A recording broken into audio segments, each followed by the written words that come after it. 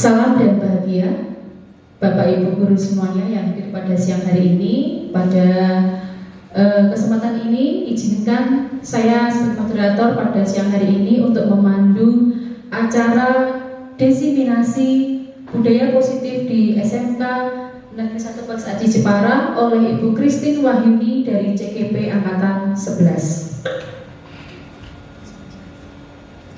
Baik, untuk membuka acara ini, mari kita membaca doa bersama bagi yang beragama Islam untuk bisa membaca basmalah dan yang beragama selain Islam bisa menyesuaikan.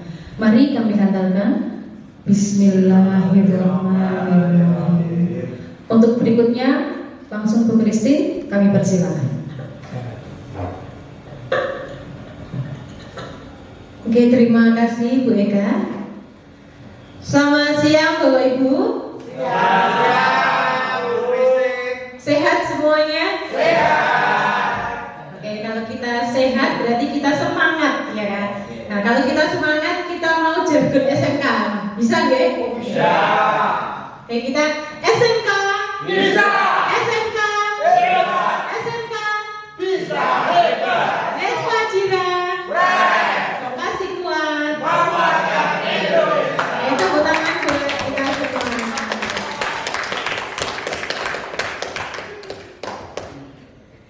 Ya Bapak Ibu guru yang saya hormati, pada kesempatan siang hari ini saya Christine Wahyuni merupakan CPDP Angkatan 11 Kabupaten Jepara dari SMK Negeri 1 Pages Aji akan memaparkan terkait dengan desiminasi penerapan budaya positif di sekolah. Oke, yang pertama, nanti harapannya dalam kegiatan desiminasi ini kita semua sebagai Bapak Ibu guru, sebagai pengajar di SMK Negeri 1 Pages Aji, kita dapat mengetahui kebutuhan belajar dan lingkungan belajar yang bagaimana yang diperlukan. Tentunya hal ini harus kita pikirkan bersama untuk membentuk suatu lingkungan belajar yang positif.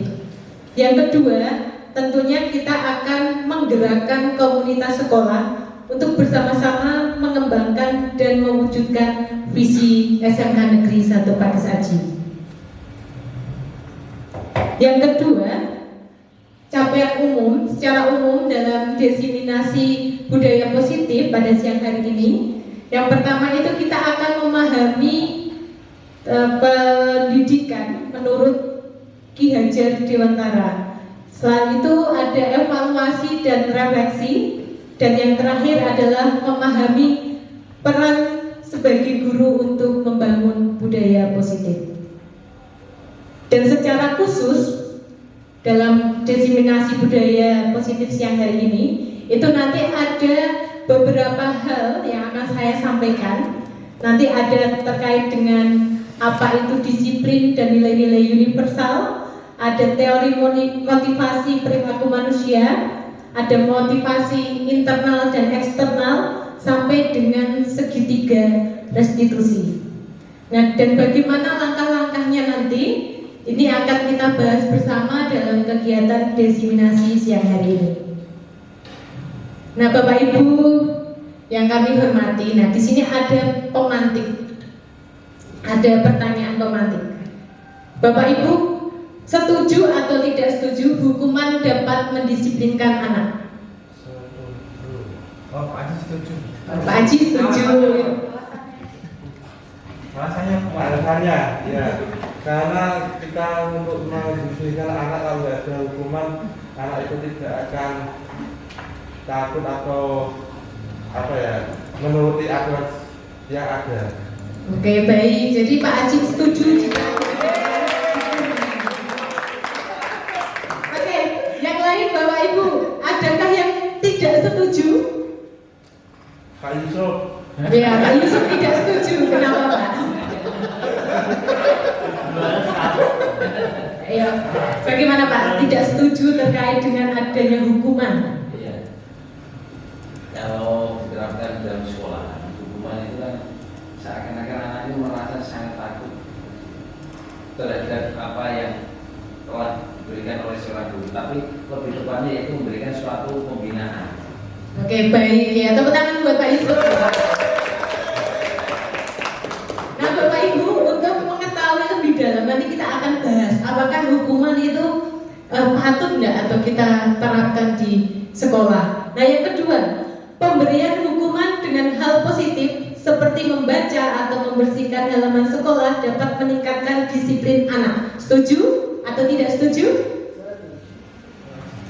Setuju atau tidak setuju? Kak Afif monggo.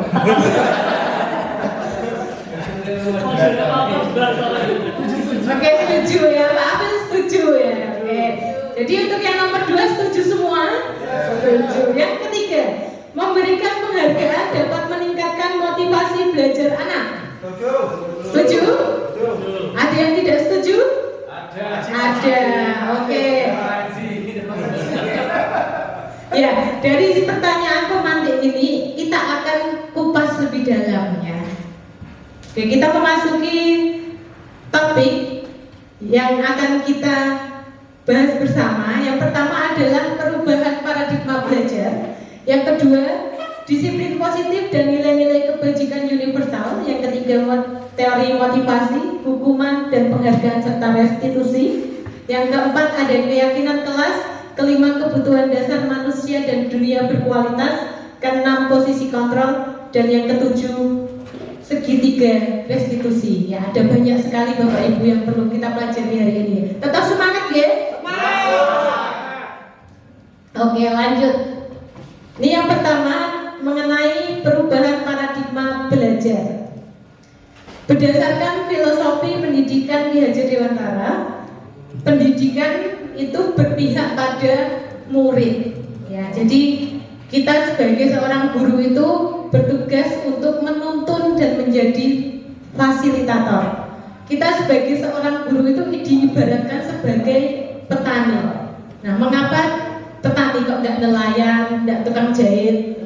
Kira-kira apa Bapak Ibu? Ada yang mau memberikan pendapat? Kita sebagai seorang guru itu diibaratkan sebagai seorang petani. Ya, monggo Bu Eka. Terima kasih Bu Christine. Kenapa diibaratkan sebagai petani? Barangkali ini tujuannya.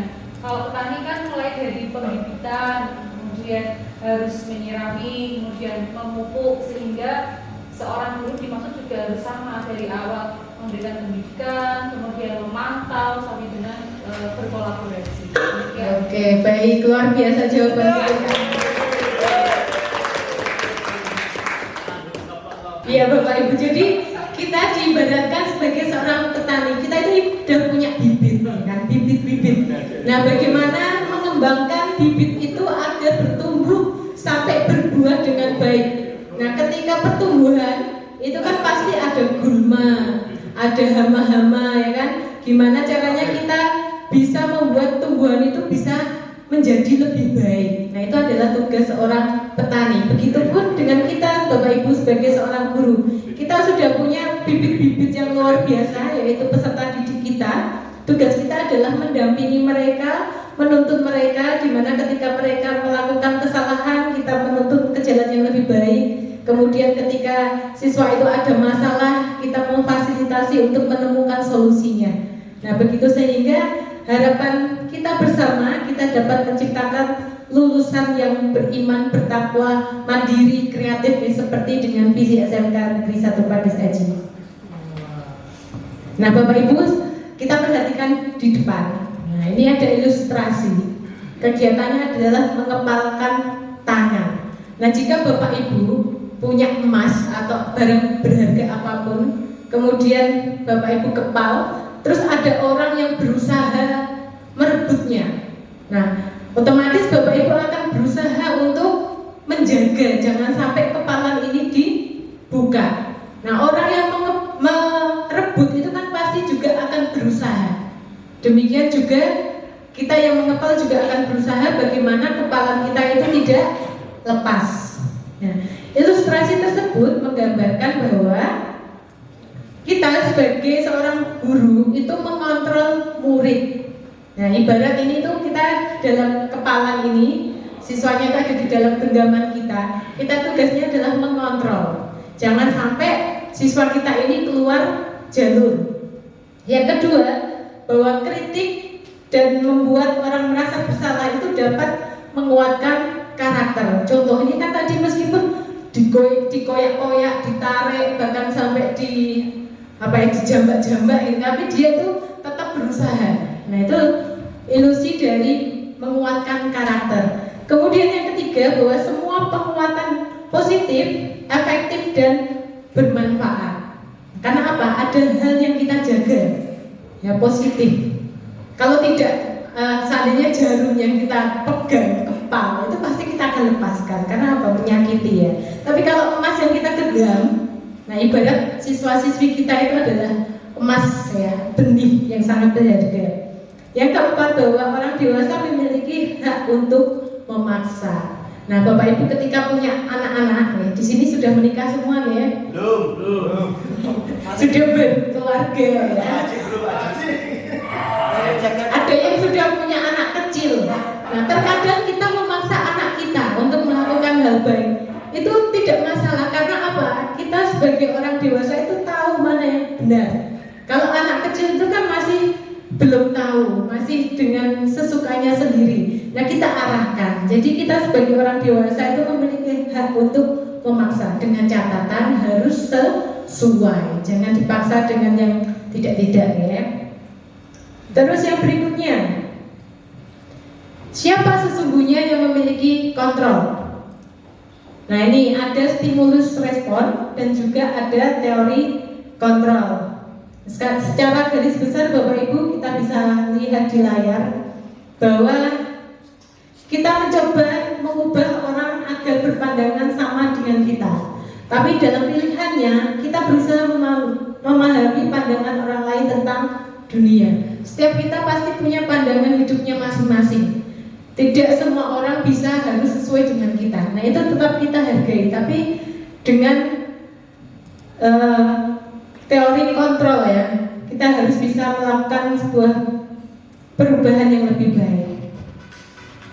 Ini secara umum. Kemudian yang berikutnya, yang kedua adalah disiplin positif dan nilai-nilai kebajikan universal.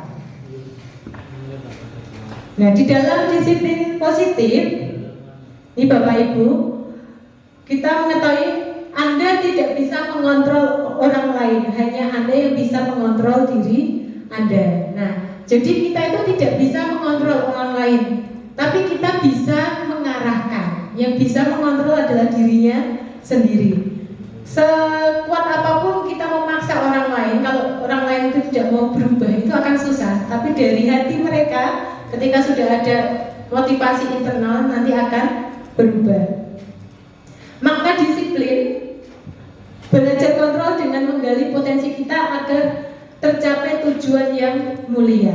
Selanjutnya, semua perilaku memiliki tujuan. Demikian kita Bapak Ibu sebagai seorang tenaga kependidikan, seorang pengajar, ini kan juga memiliki tujuan. Kita ingin siswa-siswi kita itu jauh lebih baik. Atau adakah yang ingin siswanya tidak baik? Tidak ada ya. Jadi kita ingin sesuatu itu berubah menjadi lebih baik. Nah, di sini muncul adanya namanya teori motivasi. Motivasi itu ada dua hal, yang datangnya dari dalam dan dari luar. Yang dari dalam itu adalah terkait dengan nilai-nilai kebajikan universal. Kita tahu, oh kita itu harus saling menghargai, saling menghormati, tegar rasa, itu dari internal. Tapi kalau dari eksternal, saya mau menghormati kalau nanti dapat hadiah, saya akan melakukannya kalau dapat hadiah. Nah, itu namanya motivasi eksternal. Mau melakukan jika mendapatkan imbalan. Tapi kalau mau melakukan tanpa, meskipun tidak ada imbalan, itu namanya motivasi dari internal. Selanjutnya, model berpikir menang-menang, kolaborasi dan konsensus pencapaian pilihan-pilihan baru. Nah, Bapak Ibu, nanti di sini kita akan bahas tentang 5 posisi kontrol. Nah, selama ini kita itu sudah di posisi mana? Nanti ada posisi sebagai penghukum, teman, pemantau, membuat rasa bersalah, sampai posisi manajer. Dan yang terakhir itu ada 5 kebutuhan dasar manusia. Nah, Bapak Ibu, kita tadi sudah membahas tentang disiplin. Nah, apa itu disiplin? Kalau tadi kan saya bahas tentang disiplin positif, tapi belum saya berikan terkait dengan penjelasannya. Nah, disiplin itu menurut Bapak Ibu semua apa? Ada yang mau memberikan argumennya? Pak Haji? Ya. Ayo Pak Haji, mantap. Ya, jadi ini ternyata Bapak Ibu, disiplin itu artinya belajar. Nah, disiplin itu berasal dari bahasa Latin yaitu disciplina, yang artinya belajar. Kenapa belajar ya? Karena kita mau melakukan segala apapun sampai sepanjang hayat kita itu disebut dengan belajar ya. Dan itu kita harus berani bertanggung jawab agar tetap disiplin. Contoh nih Bapak Ibu, tadi Bapak Ibu saya undang ke sini semua. Ada yang terlambat? Tidak ada ya. Bapak Ibu luar biasa. Karena apa? Sudah mendisiplinkan dirinya, diri Bapak Ibu. Karena saya harus datang tepat waktu. Sudah ada motivasi dari internal. Kemudian belajar untuk menghargai diri sendiri, untuk tidak terlambat. Selanjutnya, nilai-nilai kebajikan universal. Jadi dari disiplin tersebut itu nanti ada nilai-nilai kebajikan universal. Nilai-nilai kebajikan universal itu adalah menghormati, tanggung jawab, kesehatan, keselamatan. Ini secara garis umum. Nah, tentunya muara ini semua nanti akan ke profil pelajar Pancasila, yang dimana di dalamnya itu ada beberapa dimensi. Ada 6 dimensi ya. Ada beriman bertakwa kepada Tuhan Yang Maha Esa dan berakhlak mulia, kemudian mandiri, bernalar kritis, berkebinekaan global, bergotong royong, dan kreatif. Ini adalah profil pelajar Pancasila yang kita ingin capai pada semua peserta didik kita. Yang berikutnya, ini ada teori motivasi, hukuman, penghargaan, dan restitusi. Kita akan bahas satu persatu. Nah, ini Bapak Ibu, ada motivasi eksternal, ada motivasi internal. Nah, yang pertama, untuk menghindari ketidaknyamanan atau hukuman, ini apa yang akan terjadi apabila saya tidak melakukannya. Nih, ini tadi yang sudah saya sampaikan. Kalau saya nanti berangkat terlambat pasti dihukum. Ada motivasi eksternal, ada penghukum di situ. Kemudian kalau yang internal itu untuk menghargai diri sendiri. Nah, saya harus menghargai waktu. Waktu ini tuh tidak bisa diulang kembali. Jadi saya harus menyesuaikan tepat waktu, hadir tepat waktu. Nah, itu namanya motivasi internal. Sampai sini ada yang mau ditanyakan? Oke. Lanjut ya. Lanjut. Waktunya belum.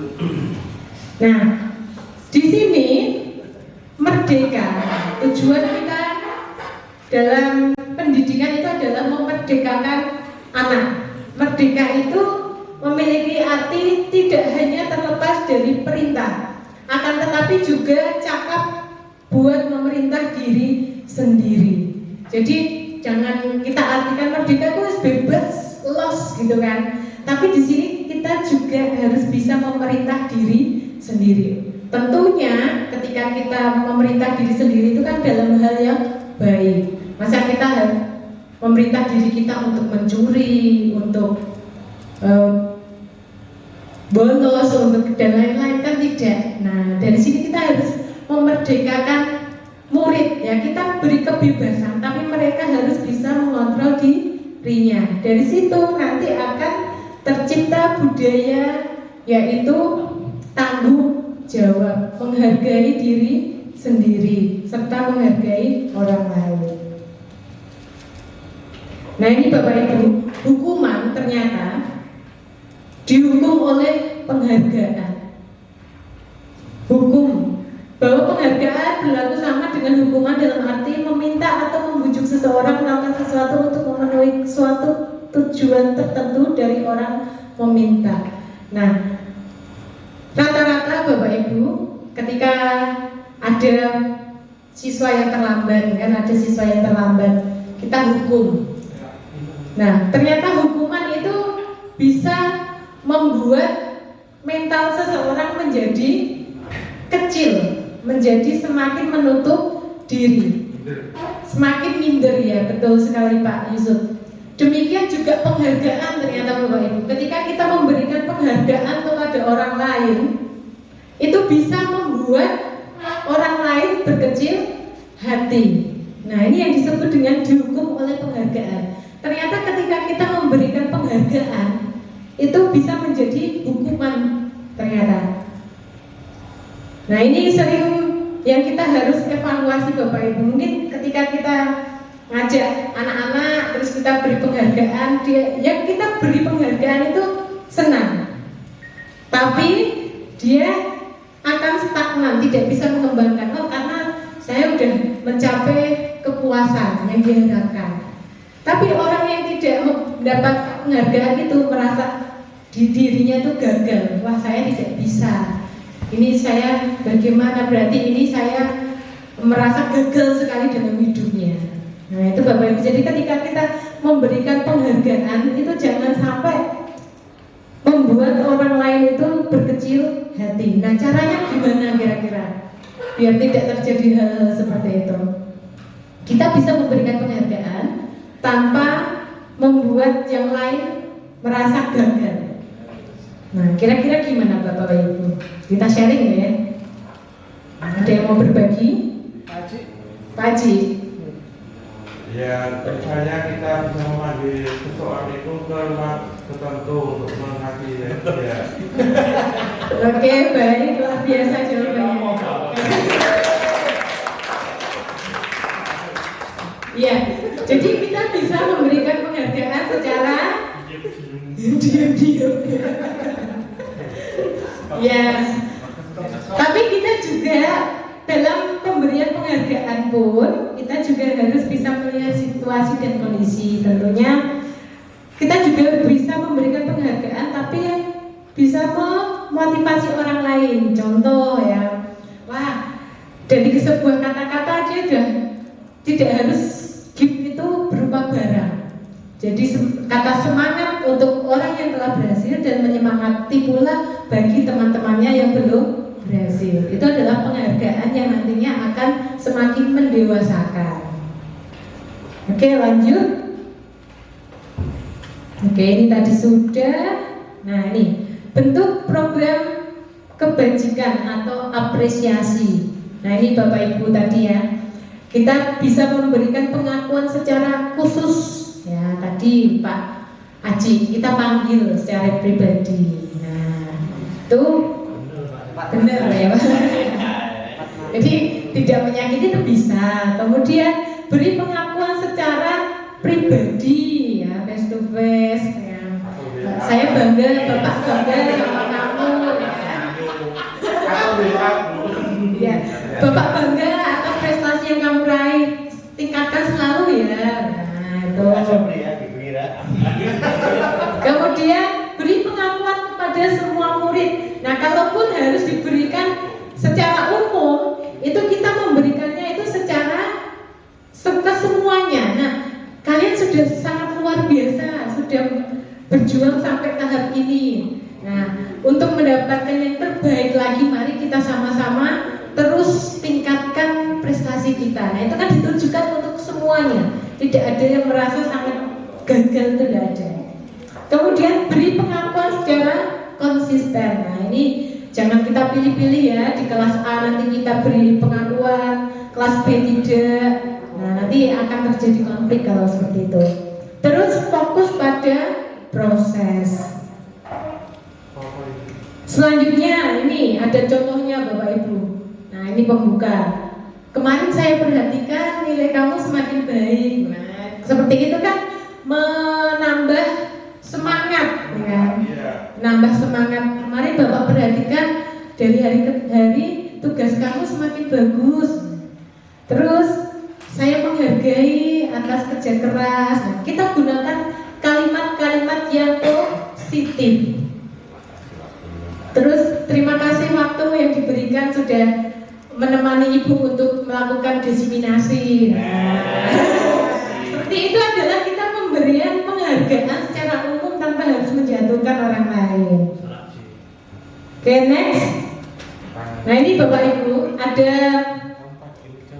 suatu pernyataan kita akan coba jawab. Yang pertama, mencatat 100 kali di dalam buku kalimat saya tidak akan terlambat lagi karena terlambat ke sekolah. Ini termasuk hukuman atau konsekuensi?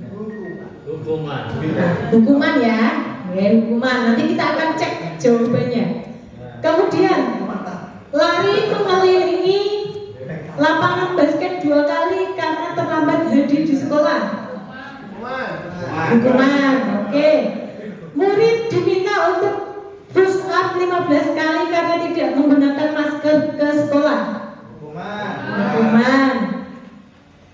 Menggantikan kertas tugas teman yang telah dicoret-coret. Konsekuensi.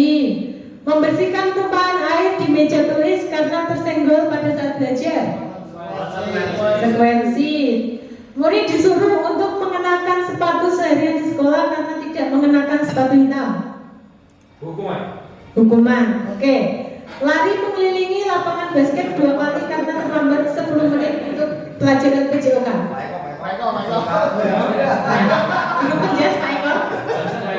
Konsekuensi. Oke ya. Kita akan cek jawabannya.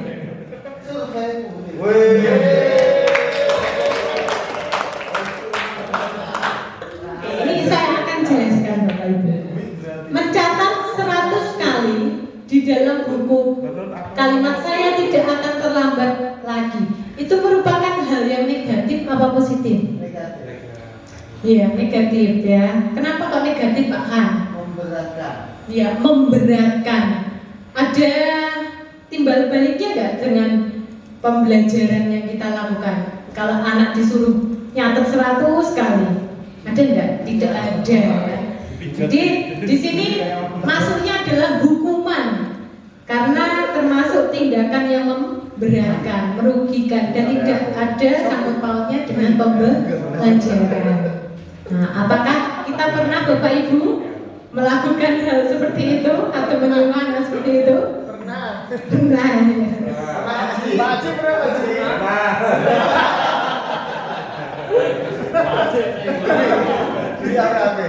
Ya, dari hal ini itu nanti kita akan belajar bersama untuk memperbaiki agar budaya di SMK kita ini menjadi budaya yang positif, sekolah yang menyenangkan dan bahagia.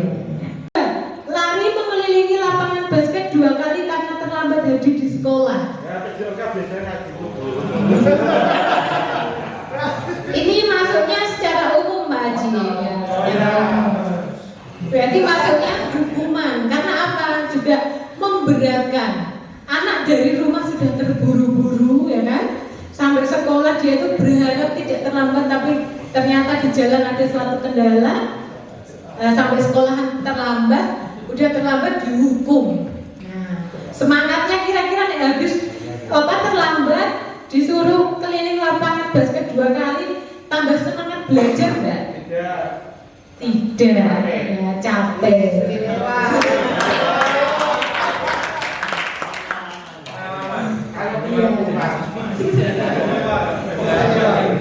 Ya, yang ada itu dia merasa tidak dihargai ternyata Bapak Ibu. Saya berjuang, saya sudah sampai titik ini dengan pengorbanan yang tadi harus ngebut ini gini, dengan pasti dia terlambat itu pasti ada alasannya Bapak Ibu. Dari alasan itu kita harus bisa memahaminya. Jangan serta-merta terlambat, ayo lari. Jangan seperti itu. Sama Pak Haji yang berbeda. Biasanya kalau disuruh ngepel siram tanaman itu buku hukuman atau konsekuensi, Pak? Bagaimana Pak Haji? Ya, selama ini kan untuk hukuman untuk menyirami itu kan belum ada ya. Ya itu konsekuensi antara kita dengan kesepakatan. Ya kenapa kita menyirami tanaman itu juga peduli dengan keberlangsungan hidup sama kehidupan.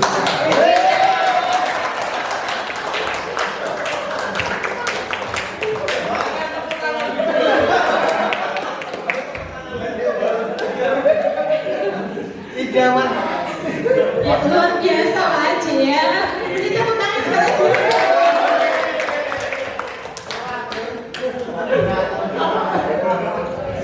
Ya, jadi nanti Bapak Ibu kita akan belajar apakah itu konsekuensi atau hukuman lebih dalam lagi ya. Tadi yang disebutkan oleh Pak Haji, karena memang belum tertera di peraturan ya Pak ya.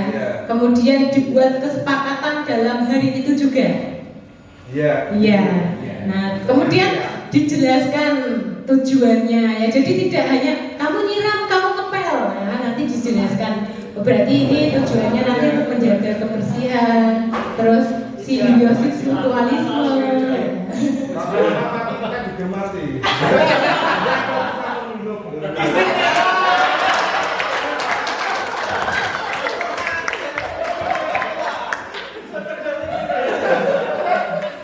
Ya luar biasa.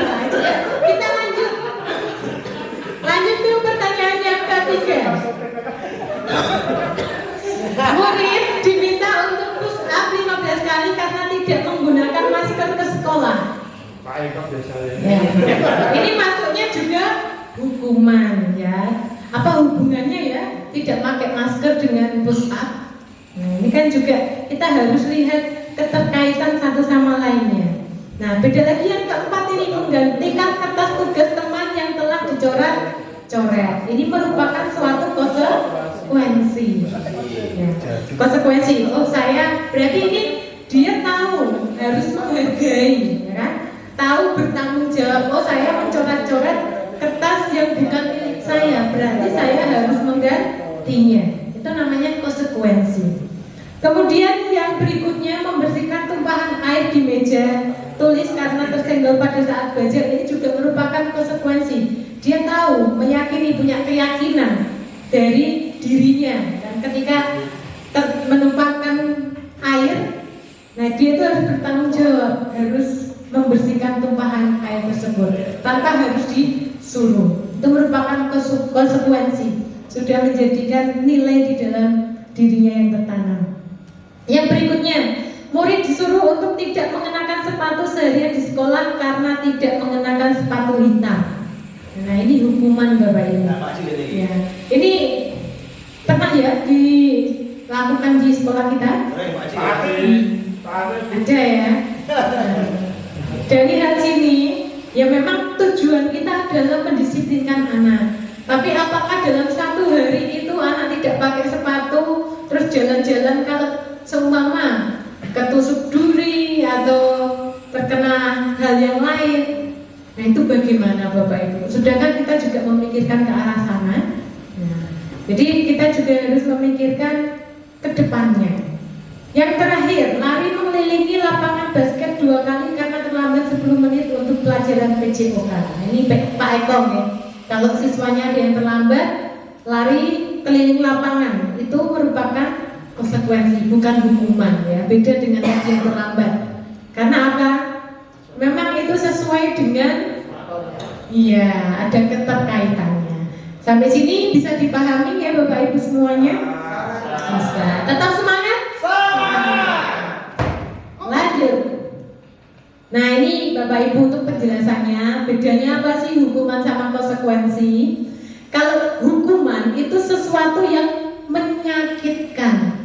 Tadi lari, terlambat ke Melayu, ranggo sepatu ireng, disuruh lepas seharian, menyakitkan. Gak pakai masker malah disuruh push up. Nah, itu sesuatu yang menyakitkan. Tapi kalau konsekuensi itu sesuatu harus terjadi. Oh, saya numpahin air, berarti saya harus mengelapnya. Saya mencoret punya teman saya harus menggantinya.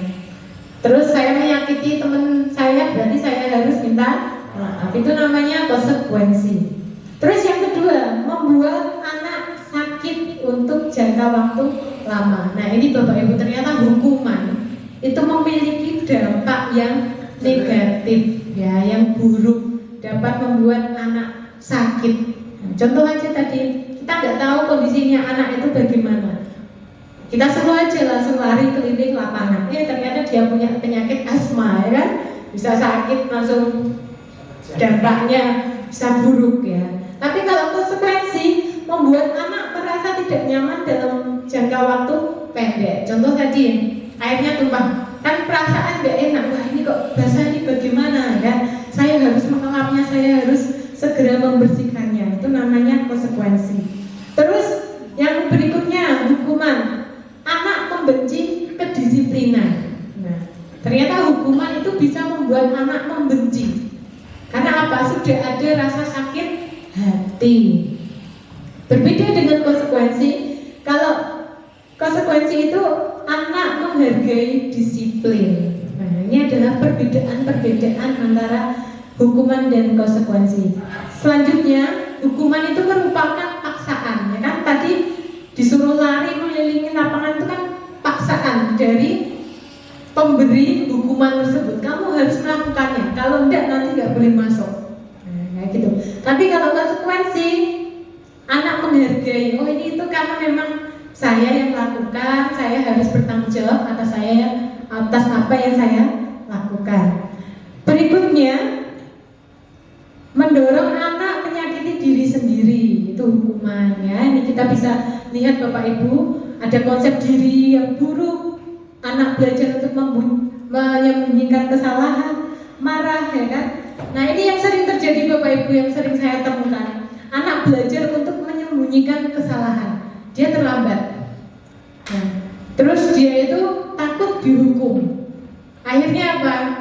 Dia itu masuknya, saya pernah lihat Bapak Ibu, masuknya itu di jam kedua atau ketiga.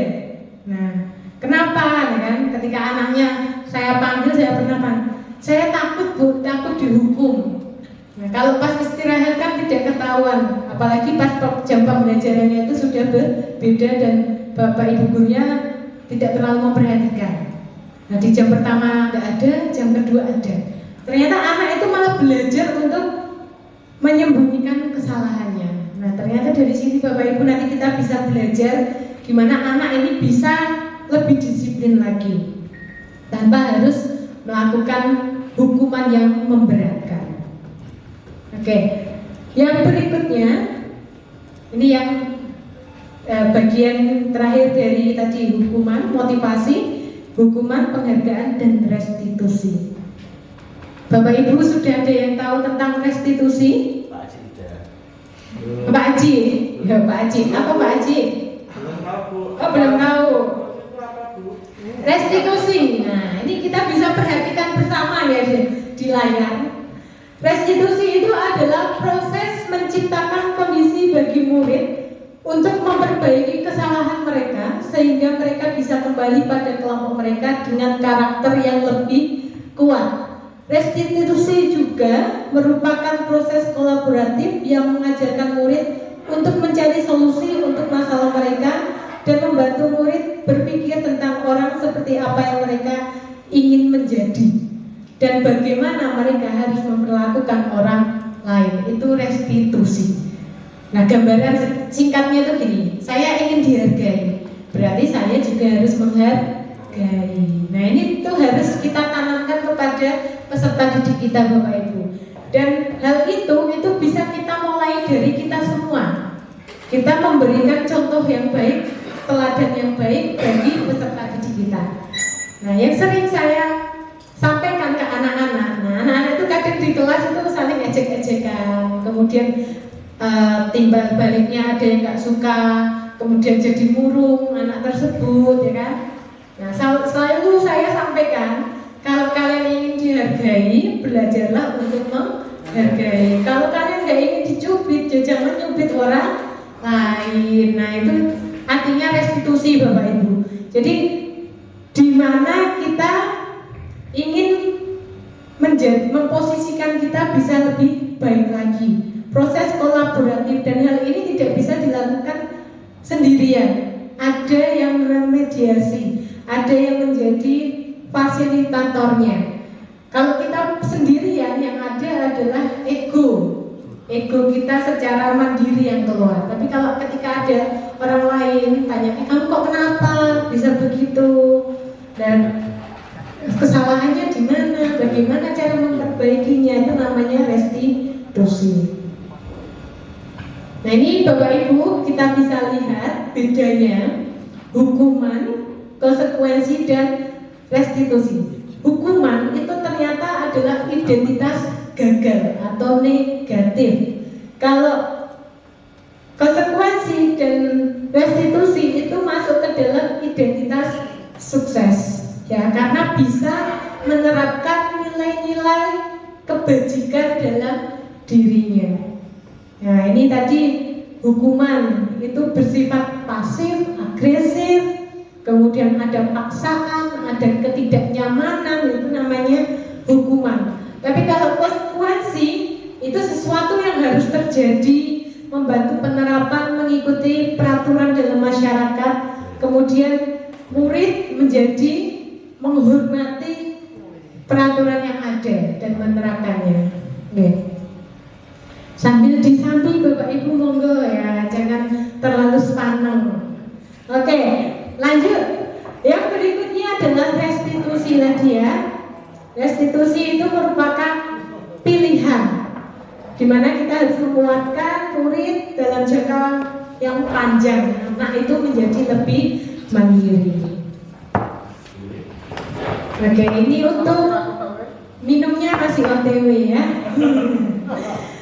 Next, ini untuk ciri-cirinya, ciri-ciri restitusi. Yang pertama, bukan untuk menebus kesalahan, namun untuk belajar dari kesalahan. Nah ini kata yang luar biasa ini, bukan untuk menebus kesalahan, tapi belajar dari kesalahan. Kalau udah tahu salah, ya jangan diulangi lagi. Nah itu restitusi. Kemudian memperbaiki hubungan. Nah ini Bapak Ibu kita bisa terapkan kepada anak didik kita. Kalau anak didik kita saling bertengkar, nah jangan kita biarkan biar pertengkaran itu semakin menjadi-jadi, konflik itu semakin menjadi-jadi, itu jangan. Tapi kita ambil sisi restitusinya, biar si anak yang bertengkar itu bisa saling menghormati satu sama lain, saling menghargai. Kemudian restitusi itu tawaran, bukan paksaan. Kita nggak memaksa, ya, tapi kita itu membantu untuk menyelesaikan suatu masalah. Yang berikutnya, restitusi itu menuntut melihat ke dalam diri. Nah, coba kita itu refleksi dari diri. Kok dia seperti itu kepada saya? Apakah saya pernah melakukan itu juga atau tidak? Nah, itu namanya melihat ke dalam diri. Kemudian restitusi mencari kebutuhan dasar yang mendasari tindakan. Kebutuhan itu apa sih? Kita ini mencari apa? Mencari kesenangankah? Mencari penguasaankah? Atau yang lainnya? Kemudian restitusi diri adalah cara paling baik. Ibaratnya kita itu refleksi hidup. Nah, kalau kita nggak mau disakiti, ya saya nggak akan nyakiti, ya kan? Kalau saya nggak mau digibahkan, ya saya nggak mau gibahkan, gitu kan? Ibaratnya gitu ya. Kalau saya ingin, apalagi ingin dicintai, ya saya mencintai. Ya. Nah, kalau saya lewat di depannya dia kok dia murung terus, oh mungkin saya harus mengawal itu memberi senyum, nanti harus senyum. Nah gitu Bapak Ibu ya, itu adalah restitusi. Restitusi itu fokus pada solusi, ya, solusi dalam penyelesaian suatu masalah. Oke, selanjutnya yang keempat. Nah kita udah masuk materi yang keempat, nah, kurang 3 lagi, adalah keyakinan kelas. Nah, mengapa tidak peraturan saja? Mengapa harus keyakinan kelas? Nah, kira-kira kenapa Bapak Ibu? Kenapa tidak peraturan tapi keyakinan? Nah, ada yang bisa jawab? Pak Haji? Nah, peraturan ya, Pak Desi, silakan. Kalau peraturan bisa dilanggar, tapi kalau peraturan itu muncul dari diri sendiri.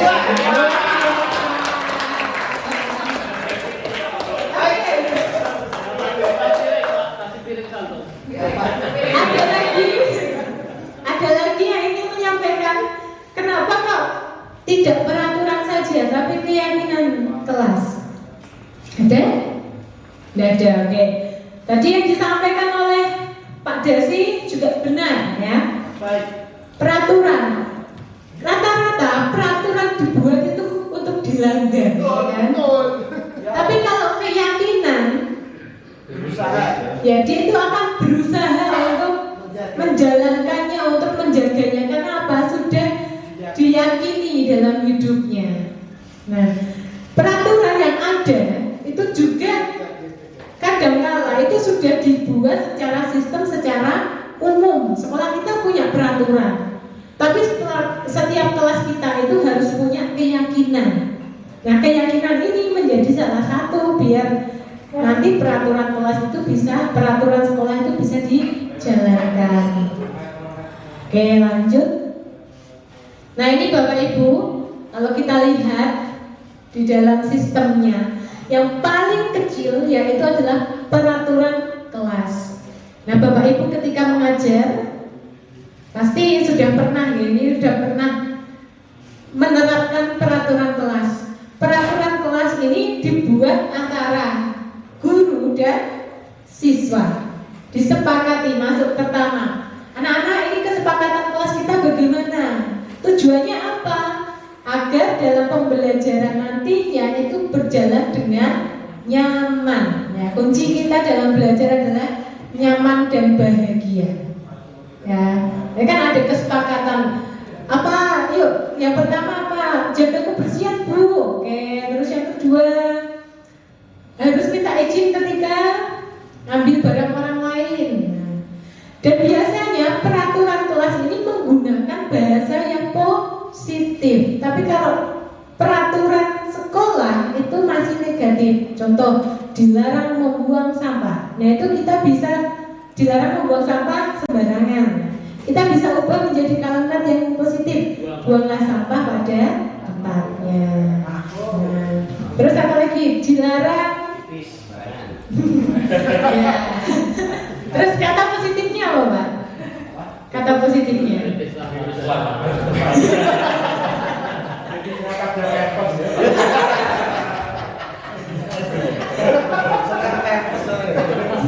Iya, jadi dari peraturan kelas ini kita harus buat kesepakatan antara guru dengan siswa.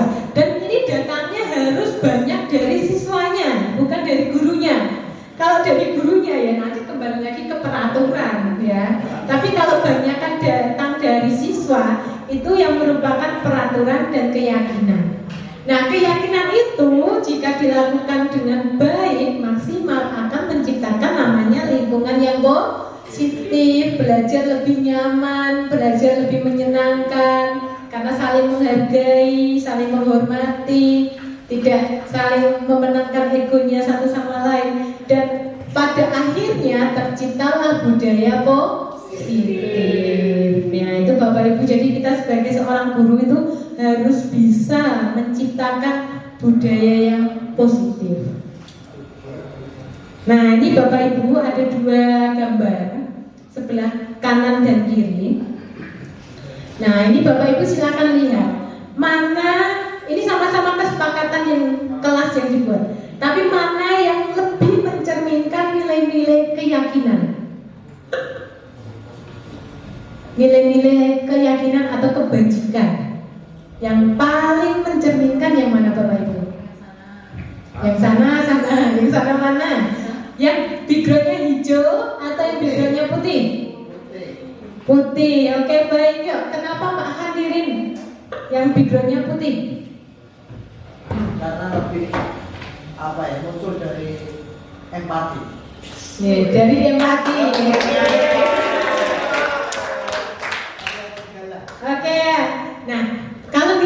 dilihat Bapak Ibu, yang pertama yang backgroundnya putih, itu sudah ada kata-kata yang merupakan pencerminan nilai kebajikan. Ada saling menyayangi, ada semangat, ya, ada peduli. Nah, itu merupakan cerminan dari nilai-nilai kebajikan. Kalau yang backgroundnya hijau ini masih secara umum, datang tepat waktu, mengucapkan salam, menjaga kebersihan sekolah, berdoa sebelum dan sesudah kegiatan, aktif dalam pembelajaran. Ini peraturan kelas, kesepakatan kelas, tapi masih umum. Lebih jelas lagi yang di backgroundnya putih, karena sudah ada kata-kata saling menyayangi, ada semangat, ada peduli. Kalau ada saling menyayangi itu rasanya ayem gitu ya. Ada perhatian. Oke, berikutnya gimana caranya kita membuat sebuah kesepakatan kelas. Kita bisa gunakan namanya tabel T dan Y. Ini kalau kita lihat yang ini namanya tabel Y. Ada 3 item, yaitu terdengar, terlihat, dan berperilaku. Kalau tabel T itu isinya tampak seperti, tidak tampak seperti. Nah, misinya bagaimana? Nah, ini cara misinya seperti ini Bapak Ibu, nanti kalau kita praktekkan di kelas-kelas. Nah, ini kita ambil nilai kebajikan. Yang pertama adalah hormat, ya. Hormat di sini ada terdengar. Ada suatu kata kalimat di sini. Satu orang berbicara, "Yuk saya bantu." Terdengar, "Yuk saya bantu." Terlihatnya berempati, ya kan? Ketika kita bicara, "Yuk kita bantu," ya kan? Kita melihat teman kita lagi kesusahan, ya kan?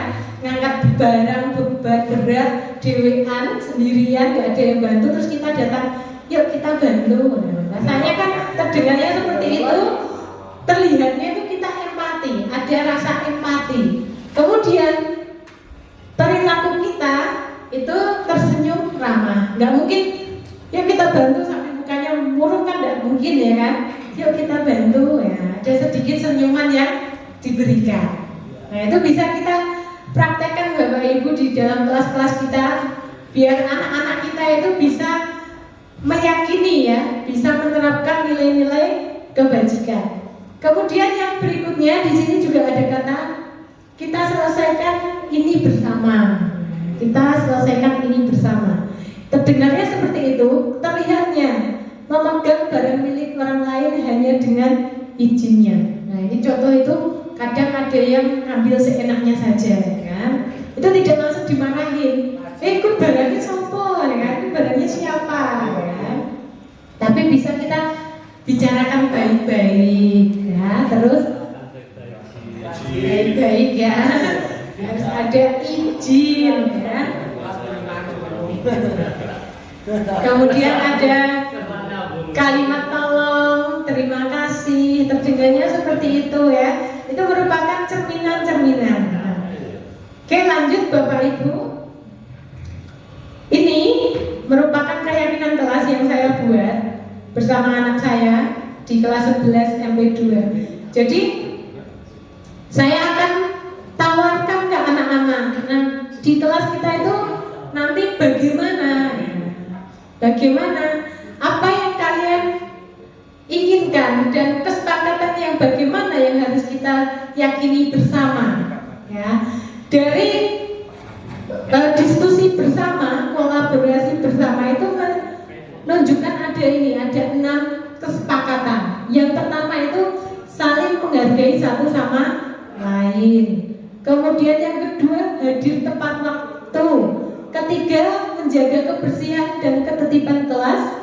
Keempat, ini menerapkan 5S dan 5R, ya. Sudah paham nih Bapak Ibu untuk 5S dan 5R?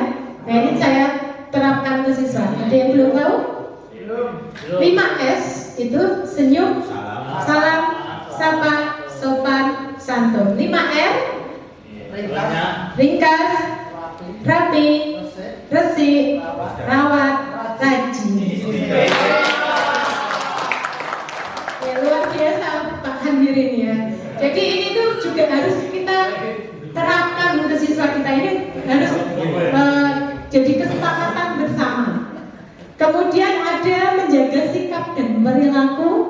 serta mengerjakan tugas tepat waktu ya. Ini contoh keyakinan yang sudah saya terapkan di kelas. Yang berikutnya nih Bapak Ibu, ini ada beberapa pernyataan. Nah, ini kira-kira nilai keyakinan mana yang telah diterapkan ya. Selalu kembalikan buku ke tempatnya. Apa? Tanggung jawab kah? Atau menghargai? Atau apa? Tanggung jawab. Oke, tanggung jawab ya. Nanti kita akan cek jawabannya. Selalu kembalikan buku ke tempatnya. Itu nilai keyakinan tanggung jawab. Yang kedua, dilarang mengganggu orang lain. Empati. Menghormati. Oke, nanti kita cek ya. Menghormati, empati. Hadir di sekolah 15 menit sebelum pembelajaran dimulai. Tanggung jawab. Oke. Dilarang melakukan kekerasan.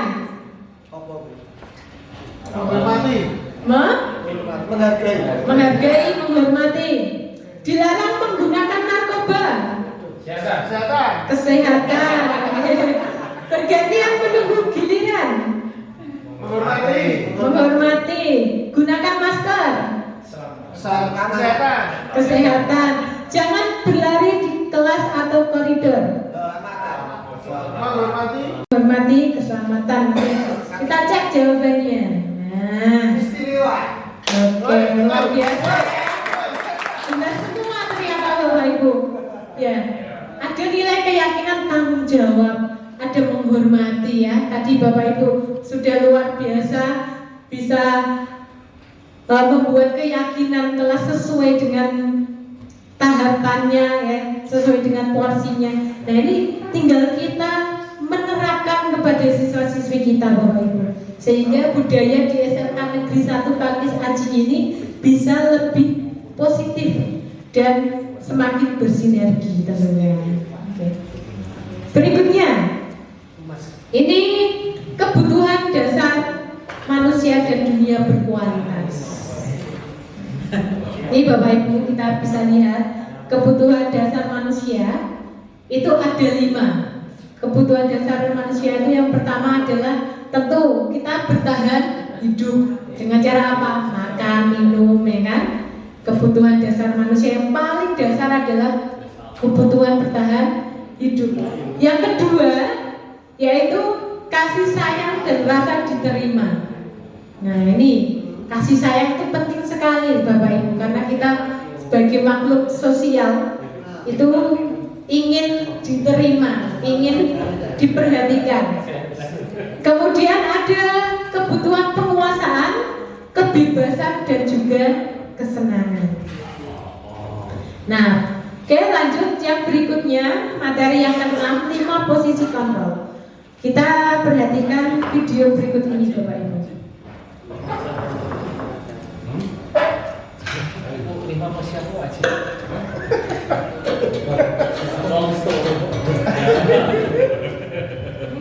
Sangat bahagia Ibu dan Bapak Guru hebat dalam penerapan disiplin positif restitusi.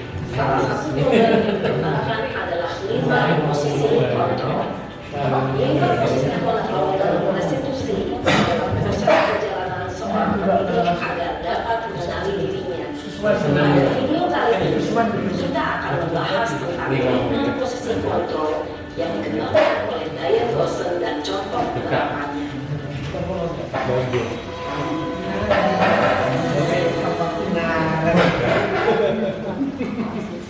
posisi kontrol adalah 1.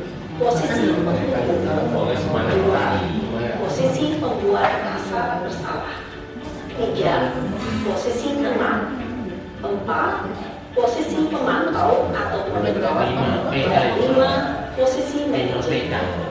Untuk lebih memahami 5 posisi tersebut, mari kita saksikan kasus Naren yang terlambat hadir memulih sekolah dan melihat bagaimana kelima posisi kontrol dalam menghadapi masalah tersebut.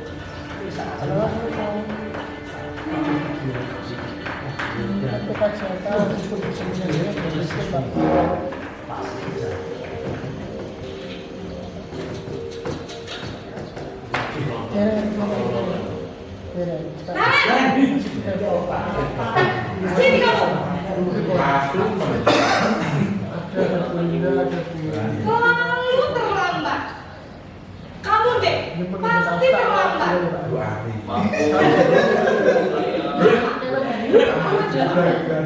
Alasan kamu apa lagi? Kapan sih kamu tidak terlambat? Malas sekali ya kamu jadi anak. Dasar pemalas. Gak kapok-kapok sih kamu. Sudah berapa kali terlambat? Sana, kamu keliling lapangan basket 2 kali. Kenapa saya harus keliling lapangan basket, Bu? Kenapa? Kamu melawan ibu. Berani-beraninya jawab. Buani ya? Sekarang keliling lapangan basket 5 kali sekalian. Biar kapok. Cepat. Pergi sana ke lapangan basket. Posisi penghukum biasanya berbicara dengan nada tinggi, menghardik, menunjuk-nunjuk, menyakiti, dan menyindir. Hukuman bisa berupa fisik maupun psikis. Ibu dan Ada yang seperti ini Bapak Ibu sebagai penghukum? Ada ya? ada yang boleh cenderung akan mengatakan, bahkan menyimpan dendam.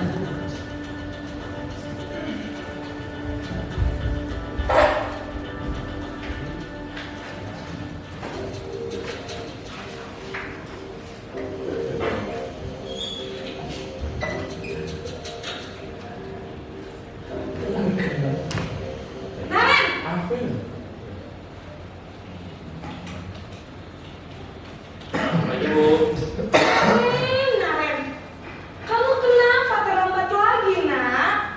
Ya Tuhan, Naren. Kamu senang ya bikin ibu susah ya?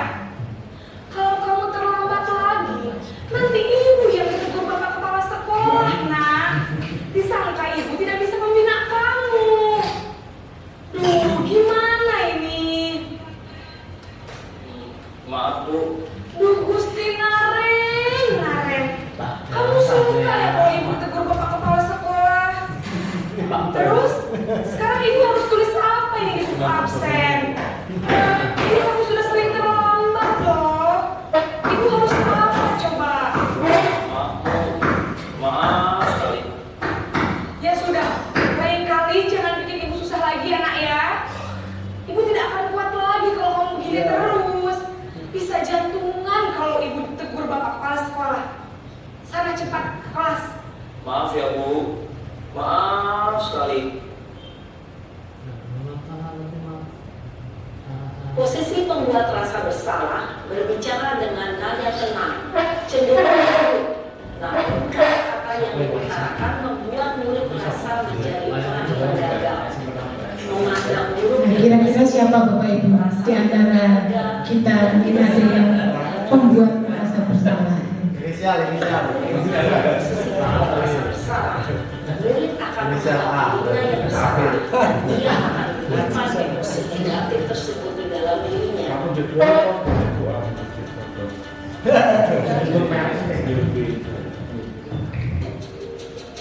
Naren,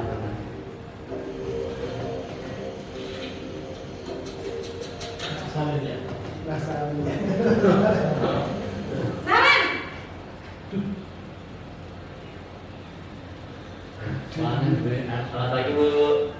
wah sudah jam berapa ini nak? Terlambat lagi ya sayang.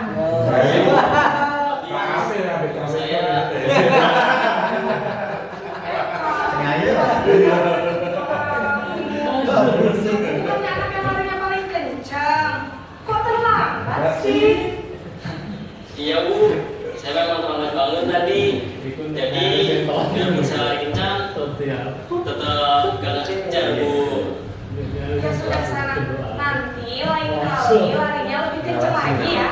Biar gak terlambat lagi. Bikin seneng ibu demi ibu. Bisa kan? Bisa lah, Bu. Ya sudah sana masuk kelas. Ibu beresin urusan absen kamu. Kamu ini ada-ada saja. Dalam posisi teman, guru berbicara dengan nada suara ramah, cenderung bersenda gurau untuk menjaga suasana tetap santai. Murid akan merasa senang, aman, dan akrab dengan guru. Identitas yang tercipta adalah identitas sukses atau berhasil. Namun, perlu diingat, karena ini masih dorongan eksternal, maka ada faktor ketergantungan dari murid kepada orang tertentu. Di sini guru absennya, sehingga di lain waktu murid bisa berperilaku baik, namun hanya pada orang tertentu saja.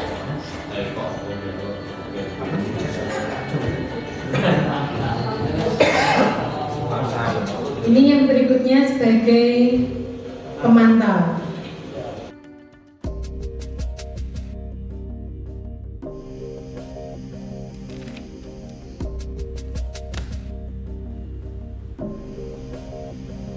Naren!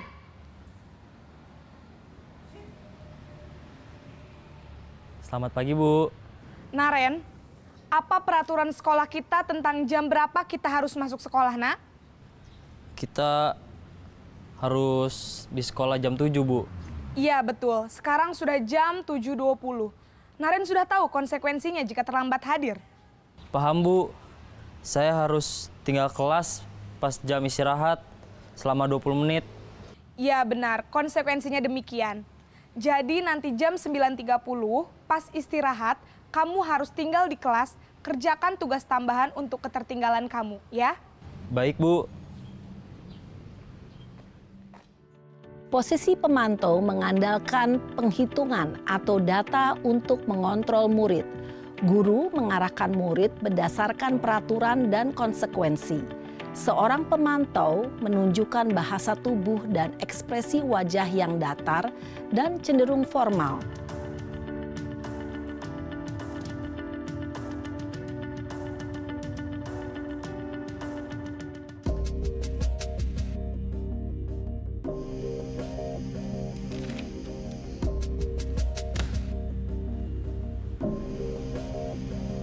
Naren!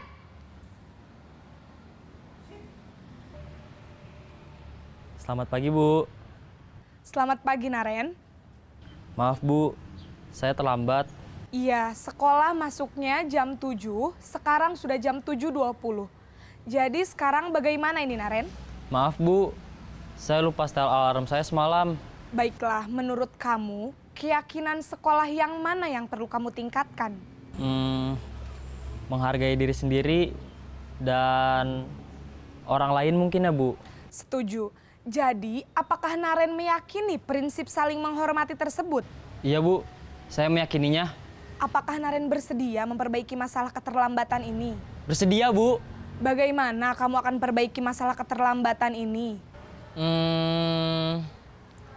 Saya akan coba untuk tidak lupa menyetel alarm saya, Bu. Baik, kalau Naren lupa menyetel alarm di rumah, ada orang yang kira-kira bisa bantu mengingatkan tidak? Ada, Bu. Kakak saya, Kak Ema. Ada lagi selain Kak Ema? Selain Kak Ema, ada ibu saya. Baik, jadi yang mengingatkan Naren adalah Kak Ema dan ibu kamu ya? Kira-kira akan mulai setel alarm kapan nih, Naren? Setelah pulang sekolah, akan segera saya lakukan. Baik, jadi Naren akan setel alarm untuk bangun besok pagi dan akan diingatkan oleh kakak dan ibunda Naren ya. Ada lagi yang mungkin perlu dilakukan, Naren? Agar tidak terlambat bangun lagi. Tidak ada, Bu. Baik, Naren. Terima kasih untuk kerjasama kamu. Sekarang kamu perlu kembali ke kelas untuk belajar. Baik, Bu. Terima kasih. Posisi manajer adalah posisi kontrol yang disarankan untuk membimbing murid memiliki sikap disiplin yang positif, yaitu murid yang mandiri, bertanggung jawab, dan dapat memecahkan masalah. Tujuan dari posisi ini adalah agar murid dapat berefleksi atas tindakannya. Guru akan dengan tulus memberikan pertanyaan-pertanyaan bermakna, sehingga membuat murid dapat belajar dari kesalahannya dan mencari sebuah solusi untuk menyelesaikannya. Ibu dan Bapak guru hebat, setelah mengamati adegan kelima posisi kontrol tadi, kira-kira posisi mana yang paling ideal? Posisi mana yang dapat menunjang motivasi intrinsik murid? Ya, tentu posisi manajer. Posisi ini memang posisi ideal yang ingin dituju setiap pendidik. Pada posisi inilah, guru dapat menerapkan disiplin positif yang berpihak pada murid, yang memerdekakan murid. Perjalanan seorang pendidik tentunya tidak mudah untuk sampai pada posisi seorang manajer. Namun, tujuan kita pasti, yaitu menciptakan murid-murid yang mandiri, merdeka, dan bertanggung jawab. Semoga penggambaran 5 posisi kontrol yang telah diperlihatkan ini dapat menjadi ajang refleksi bagi kita semua, agar dapat terus mengasah dan menerapkan disiplin positif yang memerdekakan murid. Mari terus berlatih dan bersemangat. Selamat menerapkan. Salam dan bahagia, Ibu dan Bapak Guru hebat.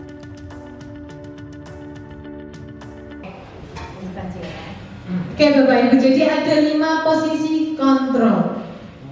Penghukum, pembuat rasa bersalah, teman, pemantau, dan manajer. Dari kelima posisi kontrol ini, manakah yang paling baik Bapak Ibu? Manajer. Ya, manajer ya.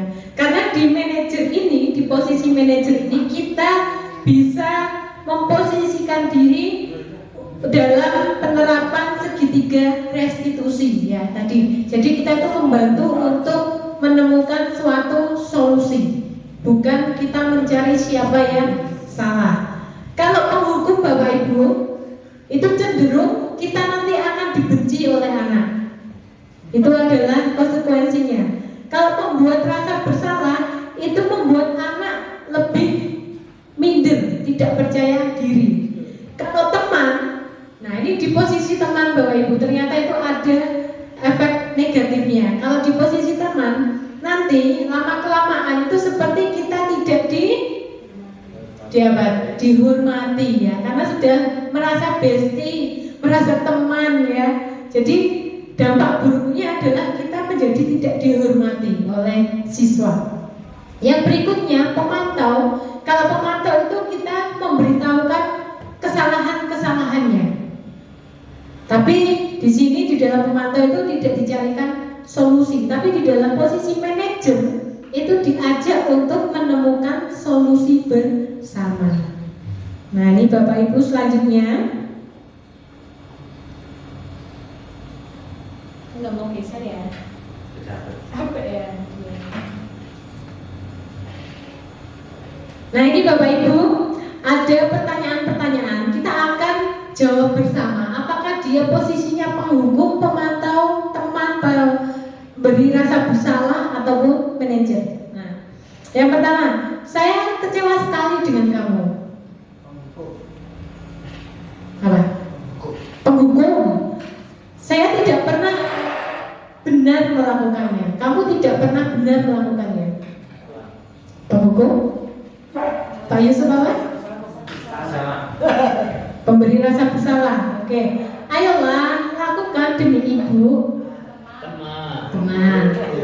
Apakah kamu mau mendapatkan stiker bintang hari ini? Konco. Teman. Oke. Bagaimana kamu bisa menyelesaikan masalah ini? Manajer. Yang terakhir, kamu selalu yang paling terakhir. Apa nih? Nah, ternyata saya kecewa sekali, itu membuat orang merasa bersalah. Ya, kalau tidak pernah itu berarti penghukum. Kamu tidak pernah benar melakukannya. Nah, kan kasar ya, sadis ya Bapak Ibu. Terus kalau seandainya kita di posisi murid kan juga ya ampun gitu ya. Nah, kalau ayolah demi ibu, gitu kan. Teman, tapi wibawa kita itu seolah-olah anjlok Bapak Ibu. Nah kalau pemantau itu, apakah kamu mau mendapatkan stiker hari ini? Nah kalau kamu rajin ya kamu nanti dapat stiker gitu kan. Jadi itu pemantau. Tapi kalau manajer, bagaimana kamu bisa menyelesaikan masalah ini? Nah kita akan cari bersama solusinya. Lanjut. Nah ini Bapak Ibu, posisinya tuh kita sebagai seorang guru, kita mau berlatih dalam posisi ini, memiliki nilai-nilai manajer dan memperbaikinya dalam memperbaiki setiap masalah yang ada dalam siswa maupun dalam diri kita. Selanjutnya, nah ini kita di materi yang terakhir ya, yaitu segitiga restitusi.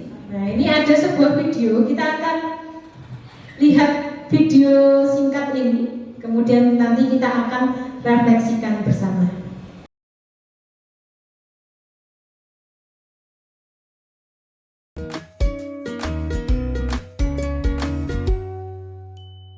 Salam dan bahagia Ibu dan Bapak guru hebat. Pada video kali ini kita akan membahas tentang salah satu program disiplin positif yang diterapkan di lingkungan sekolah yang dikenal dengan nama restitusi.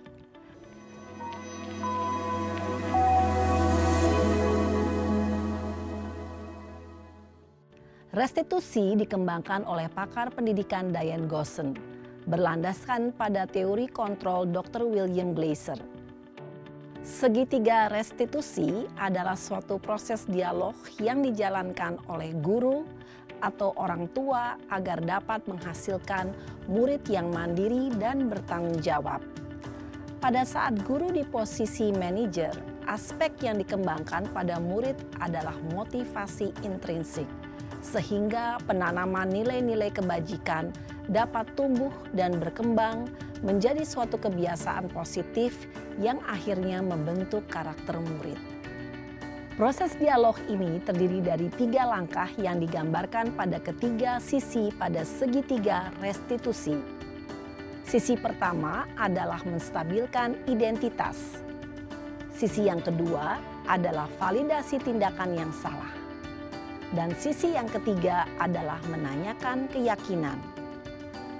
Ibu dan Bapak guru, berikut ini akan ditunjukkan bagaimana seorang guru berada dalam posisi manajer menggunakan penerapan segitiga restitusi.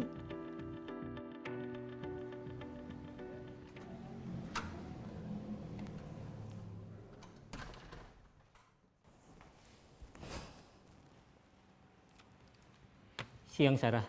Siang Pak. Sudah lama nggak ketemu Sarah? Kenapa hari ini ada di sini? Kesel Pak, kesel banget. Masa aku dikatain tukang fitnah Pak? Ya aku marah lah. Aku balik ngatain Eka di depan kelas. Kesel banget. Oh begitu. Ya pasti kamu marah dan kesal. Bapak juga akan marah apabila ada yang menuduh Bapak seperti itu. Kemudian pada saat itu kamu mau melakukan apa? Ya saya langsung ngatain Eka lah Pak. Kesel banget. Saya bentak-bentak dia depan teman-teman lain. Oh begitu. Pasti kamu melakukan seperti itu karena suatu alasan tertentu bukan?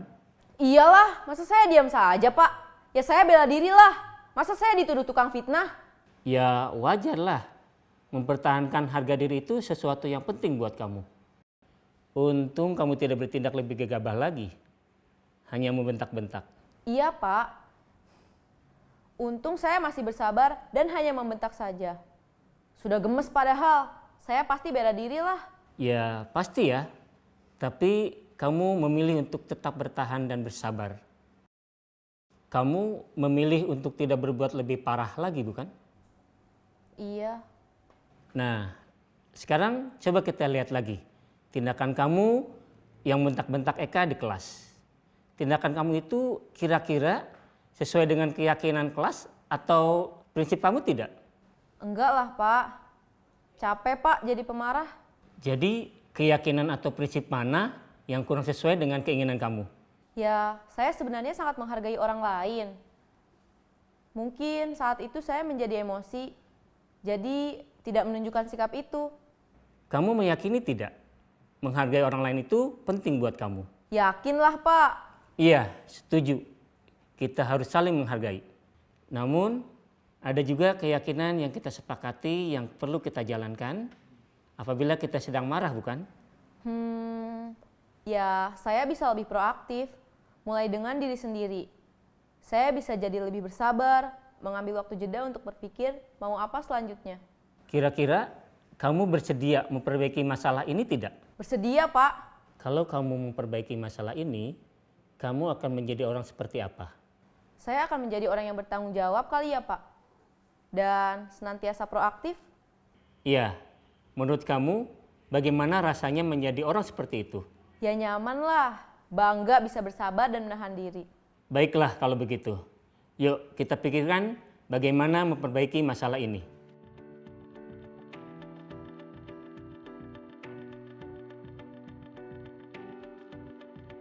Ibu dan Bapak guru hebat. Baru saja kita menyaksikan contoh bagaimana seorang guru berada dalam posisi manajer menggunakan penerapan segitiga restitusi. Mari kita bahas satu persatu. Pada sisi pertama, menstabilkan identitas berdasarkan pada prinsip bahwa membuat kesalahan adalah bagian dari proses pembelajaran. Sisi pertama dari segitiga ini berperan menggeser identitas murid dari identitas gagal ke identitas sukses. Murid yang sedang bertingkah laku yang tidak pantas atau menarik diri saat itu sedang mengalami identitas gagal. Bila kita mengkritiknya, maka posisinya tidak akan berubah. Kita bisa mengajukan pernyataan-pernyataan ini. 1. Membuat kesalahan sesuatu yang wajar. 2. Manusia tidak ada yang sempurna. 3. Kita bisa memperbaiki masalah ini. 4. Saya tidak menanyakan kesalahannya. Saya lebih fokus bagaimana memperbaiki masalah ini. 5. Apakah saat ini kamu tengah menjadi orang yang baik untuk dirimu sendiri?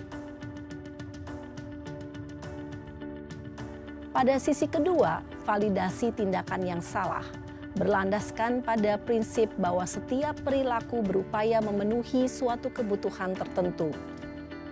Guru yang telah memahami teori kontrol akan bergeser dari pemikiran stimulus respon menjadi proaktif dan mencoba untuk mengenali tujuan dari perilaku murid. Mengenali dan mengakui kebutuhan murid ini dapat memperbaiki hubungan dengan murid tersebut. Pernyataan atau pertanyaan bisa disampaikan dengan nada suara tidak menghakimi atau memojokkan, sehingga dapat mengembalikan murid pada posisi positif. 1. Kamu bisa saja bertindak lebih gegabah lagi dari ini. 2. Kamu bukan melakukannya tanpa suatu alasan tertentu. 3. Kamu melakukannya karena mempertahankan sesuatu yang penting bagimu. 4. Mungkin kamu bisa mempelajari suatu perilaku baru yang lebih efektif. Bersediakah kamu mempelajarinya? Selanjutnya, kita akan simak sisi terakhir, yaitu menanyakan keyakinan. Teori kontrol menyatakan bahwa pada dasarnya kita termotivasi secara intrinsik. Pada saat perilaku yang salah telah divalidasi dan identitas sukses telah stabil, maka murid telah siap mengaitkan keyakinan-keyakinannya dengan tindakannya yang salah dan pemikirannya telah bergeser ingin menjadi orang yang dituju. Pertanyaan-pertanyaan ini dapat mengaitkan keyakinan-keyakinan yang dianut murid. 1. Sebagai keluarga atau kelas, apa yang kita yakini? 2. Nilai-nilai apa yang telah kita sepakati? 3. Seperti apa gambaran sebuah kelas yang ideal bagi kamu? 4. Kamu ingin menjadi orang seperti apa?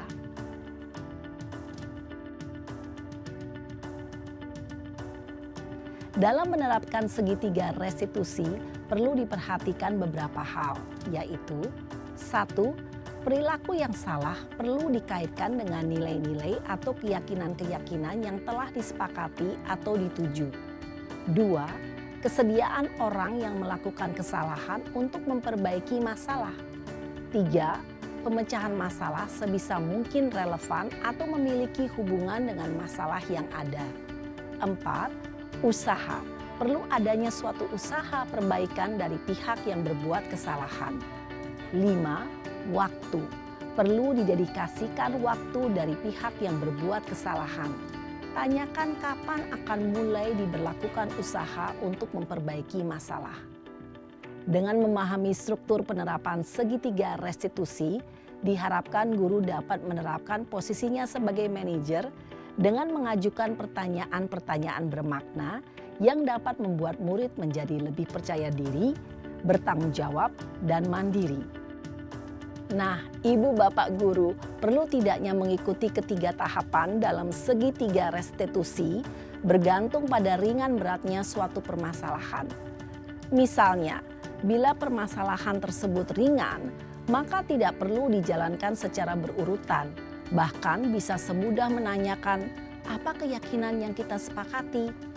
Dengan menjalankan segitiga restitusi, dengan mengajukan pertanyaan-pertanyaan bermakna, diharapkan murid menjadi lebih kuat secara pribadi, dapat membuka wawasan murid agar dapat menyelesaikan permasalahannya sendiri, semakin percaya diri, mandiri, dan merdeka. Salam dan bahagia, Ibu Bapak Guru hebat.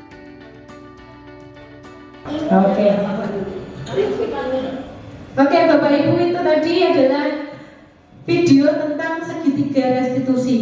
Jadi di dalam penyelesaian sebuah masalah, kita sebagai guru pada posisi kontrol manager itu harus bisa melakukan segitiga restitusi. Di mana di sini ada 3 langkah yang harus kita lakukan. Yang pertama adalah menstabilkan identitas, yang kedua adalah memvalidasi tindakan salah, yang ketiga adalah menanyakan keyakinan. Nah, di slide selanjutnya, menstabilkan identitas itu yang bagaimana? Kita itu harus menemukan dia itu mengakui kesalahannya atau tidak. Itu menstabilkan identitas. Dengan cara apa? Nah, kalau seandainya ada siswa yang terlambat, Bapak Ibu, kita tanya, kamu hari ini kenapa terlambat? Oh iya Ibu, saya bangun kesiangan. Nah, itu berarti sudah menstabilkan identitas. Kemudian yang berikutnya validasi kebutuhan. Nah, kita yakinkan apakah dia terlambat itu karena apa? Kita harus tahu. Oke, tadi sudah sampai menanyakan keyakinan. Yang berikutnya yaitu adalah refleksi. Nah, Bapak Ibu, hal baru apa yang mengubah paradigma Bapak Ibu setelah mengikuti kegiatan diseminasi ini? Ya, salah satu dari Bapak Ibu bisa mengungkapkan hal baru yang didapatkan ketika mengikuti diseminasi budaya positif hari ini. Ya, Pak Slamet. Iya, Bu. Hal baru apa, Bapak? Tahu bahwa ini seperti apa. Ya, terima kasih Bu. Setelah saya mengikuti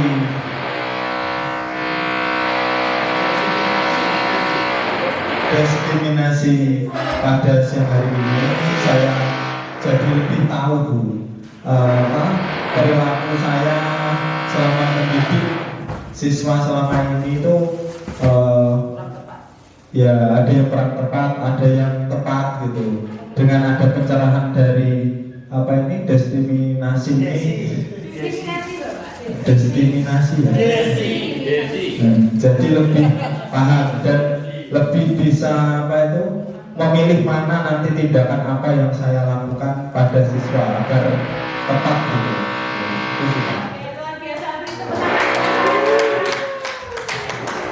Luar biasa ya, Kak, selamat mendapatkan pengetahuan baru ya untuk bagaimana memposisikan diri sebagai seorang guru dalam posisi kontrol. Yang kedua, perasaannya Bapak Ibu? Ya, senang ya, luar biasa ya. Kita dapat ilmu baru, motivasi baru ya terkait dengan budaya positif. Kemudian bagaimana peran Bapak Ibu selama ini dalam posisi kontrol? Nah, ini Bapak Ibu bisa merefleksi dari individu masing-masing ya, apakah saya selama ini di posisi penghukum, sebagai pemantau, atau sampai dengan sebagai posisi manajer. Nah, Bapak Ibu, demikian untuk kegiatan diseminasi hari ini. Semoga melalui kegiatan diseminasi ini bisa menjadikan kita budaya positif di SMK Negeri 1 Kelaji ini dengan lebih baik lagi.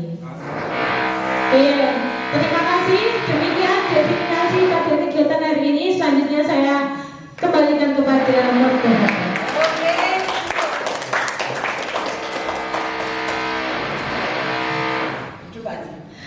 Baik Bapak Ibu, demikian tadi adalah presentasi menyampaikan tentang beberapa hal dari Bu Christine Wahyuni tentang keyakinan kelas, budaya positif sampai dengan tadi restitusi.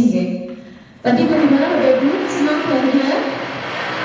Senang ya? Oke. Demikian tadi penyampaian dari Bu Christine. Kurang lebihnya mohon maaf. Kami akhiri. Wassalamualaikum warahmatullahi wabarakatuh.